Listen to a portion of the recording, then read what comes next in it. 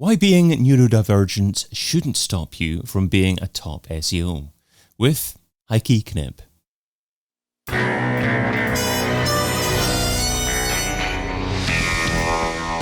In Search SEO podcast is brought to you by Rank Ranger, the all-in-one SEO platform that helps scale your business through data and analytics. Hey, it's David. What exactly does being neurodivergent mean? And how does it impact someone's role as an SEO? And how can you better assist someone who's neurodivergent in your team? That's what we're covering today with a man who recently ran the Brighton Marathon.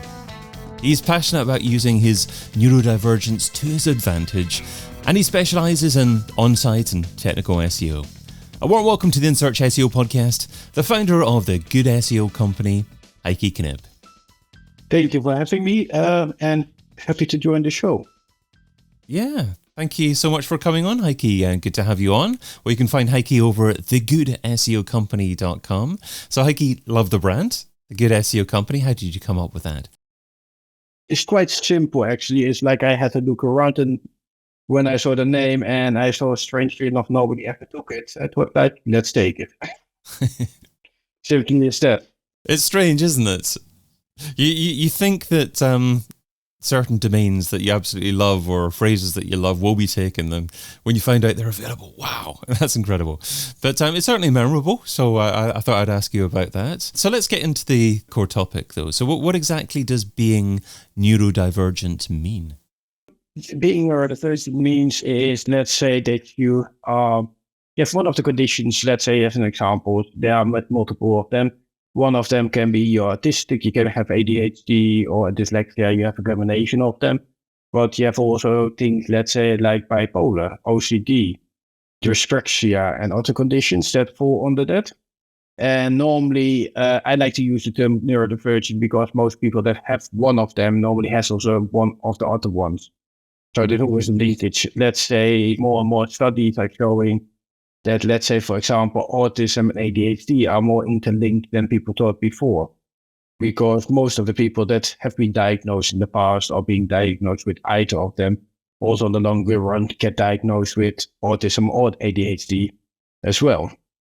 As myself also, I have both of them. I'm in the process of getting my ADHD assessed at the moment. Unfortunately, there's a waiting list of 15 years on it here in the UK. But hopefully that gets done, because it was just a step-by-step process.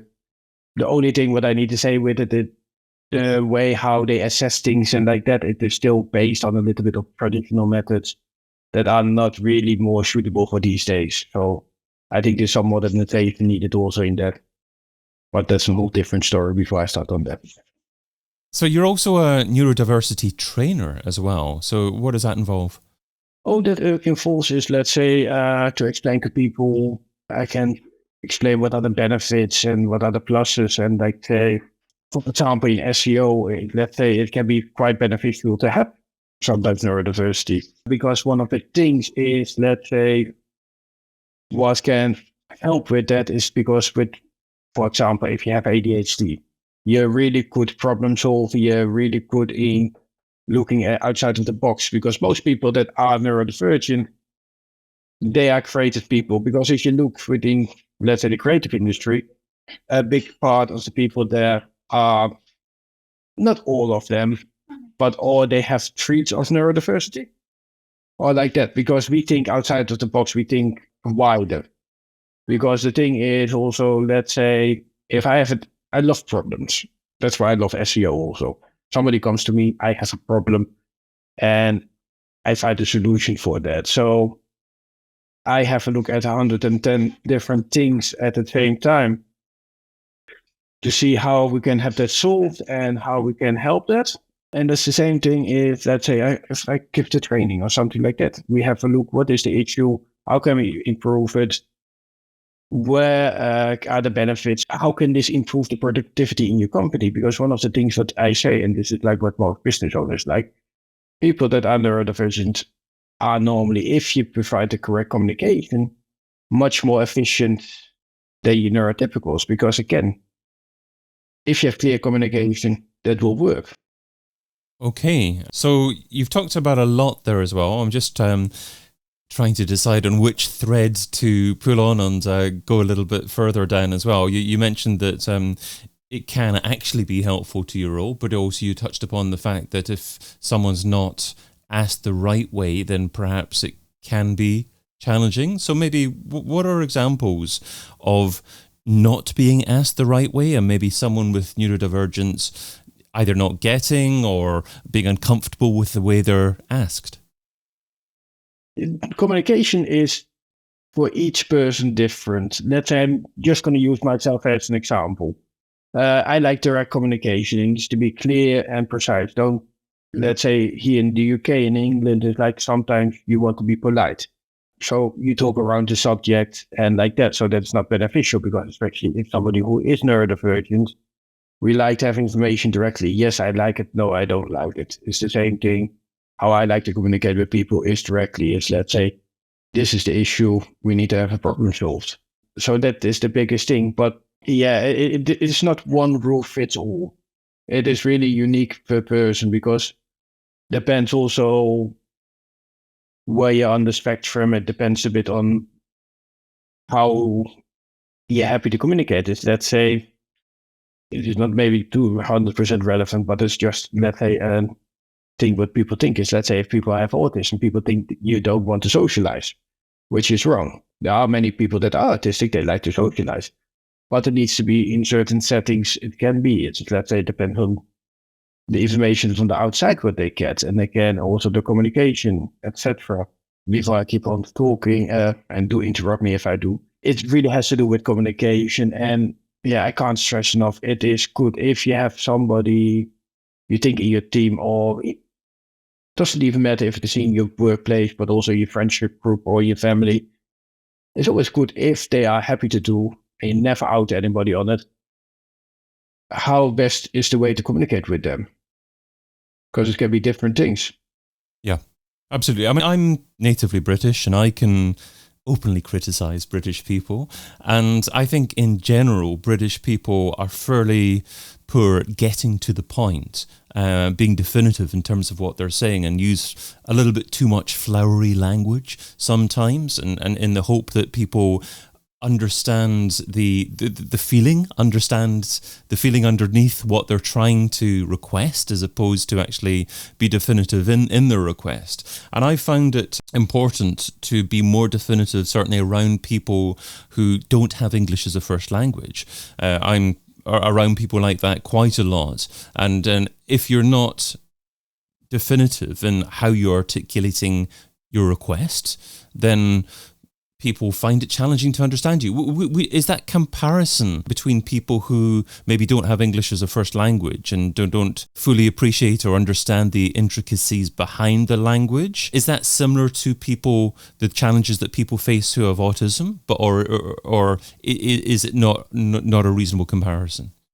I think it is a reasonable comparison. It's, let's say, it has also to do with nationalities. So let's say, set aside just the neurodiversity, even in the Netherlands, we're quite direct. Yes is yes, no is no. Again, clear communication. And just to say also, if you do that clear communication within a company, normally your whole team benefits from it, because even the people that are not within the spectrum, they learn also to communicate in a better way. Because again, one of the nice side effects of being quite clear with your communication, everybody gets it. So that's one of the benefits. So even aside from the neurodiversity, I think clear communication in general is quite good. It's like the only person one time somebody said the only people that are more direct than the Dutch are the Australians. So if an SEO manager has a fairly diverse team, perhaps someone's neurodivergent on there as well, or people that are different preferred communication styles, what's maybe the best way to get the most out of those people and to have those team members enjoy being part of the team? I mean, should, for example, they have a conversation with them initially about their preferred communication style? Oh, definitely. Again, like what I said, it is for everybody, it's a different way how they prefer to work, how best they fit within a team. Because it can be even some people that are great in SEO, but they can't work within a team, let's say in an office space. But you can have a look what kind of additional support you can give around that. I know somebody who is great in coding, but he doesn't want to pick up the phone or anything. He just wants to be talked to with by email. So again, yes, you need to sit down with everybody, have a look. What is the support you need? How do you want to communicate? Is, let's say, because also support, you need to have a look if somebody is within the autistic or ADHD spectrum and they have a meltdown or overstimulation when sometimes it gets a bit too much. What is the protocol then? Is there a quiet room so they can go sit down 10, 15 minutes, calm down and like that? So there's a whole conversation behind it to have a look how best to put it in there. But I'd say is, let's say, especially with SEO in the loop, I think all those additional things which you can do outweigh by far the positive things that people with neurodiversity can bring into an SEO team just because of their different way of looking at things and also finding new solutions to it. Also, if anybody is listening, if something is, let's say, employers say, if it is a money issue, there is within the government the access to work scheme, just to mention it. And this is funding for up to £66,000 a year at the moment. I believe next year it will go up to 67. And that is for the purpose of keeping people within the company event working. So, and that can be support from something simple like software, but it can be also as far as getting somebody to support them, a VA, PA, coaching, etc. So it can be quite a lot. You won't get 66,000 all the time, but it is, let's say, it's a maximum of that. Depends on the needs and like that.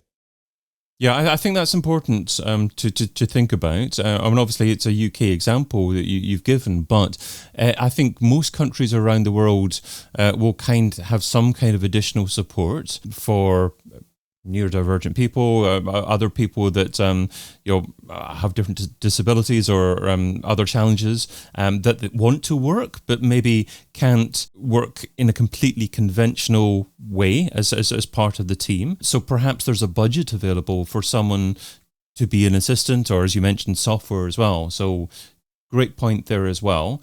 I just want to mention one other point as well.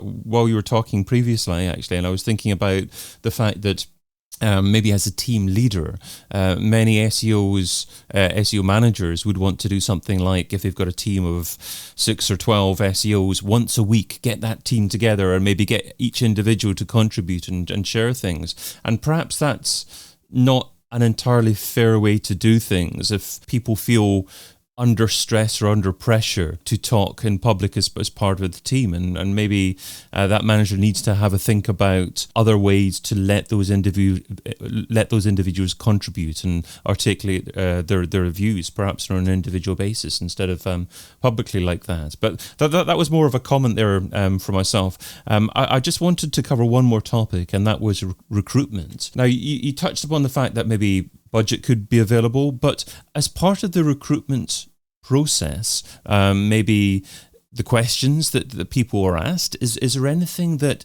interviewers can do to give people like this a fairer opportunity? Oh, most definitely. There's a lot of things in the recruitment sector that can be done. One of the things is, the biggest thing is at the moment still is the bias thinking about people that are neurodivergent. Just to say is, let's say 78% of people that are autistic at the moment, the latest data that I read, it can change, said that they are unemployed.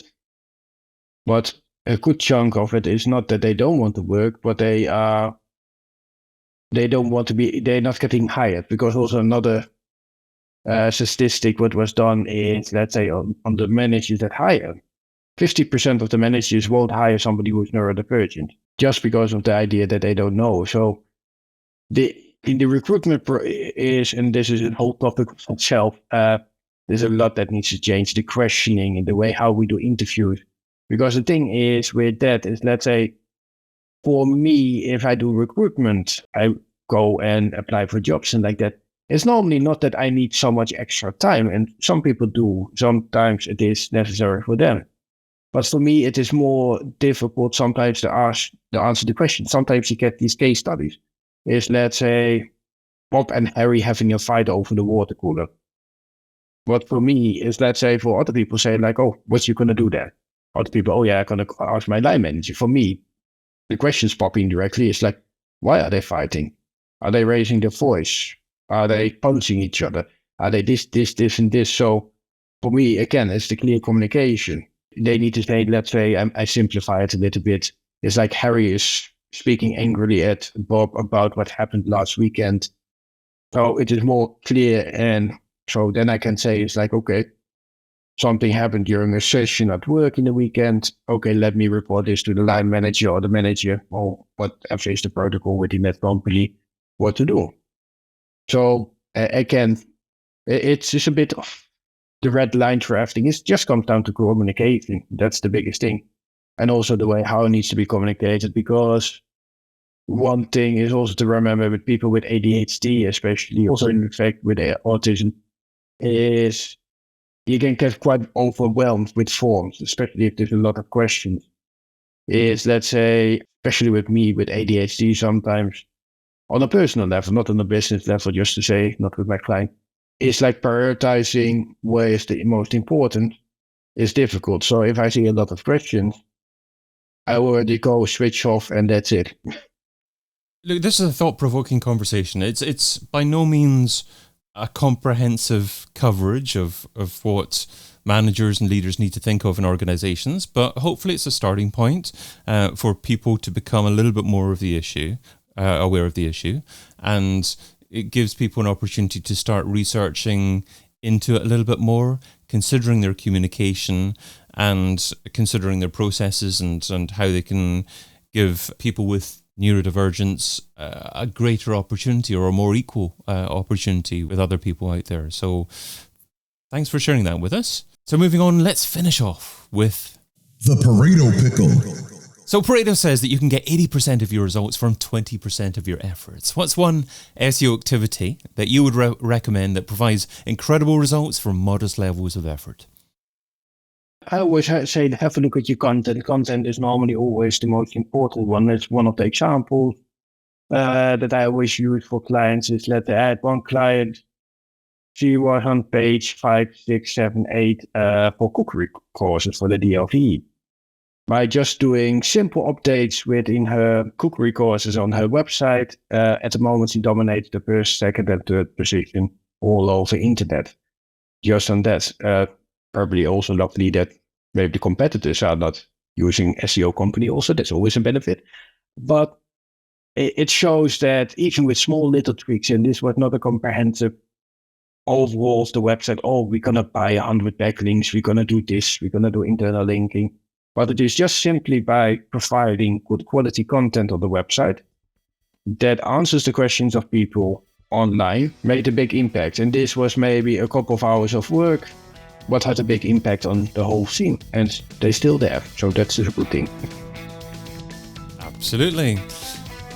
I've been your host, David Bain. You can find Heike Knip over at thegoodseocompany.com. Heike, thanks so much for being on the In Search SEO podcast. You're more than welcome, and I really enjoyed it. And thank you for listening. Check out all the previous episodes and sign up for a free trial of the Rank Ranger platform over at rankranger.com.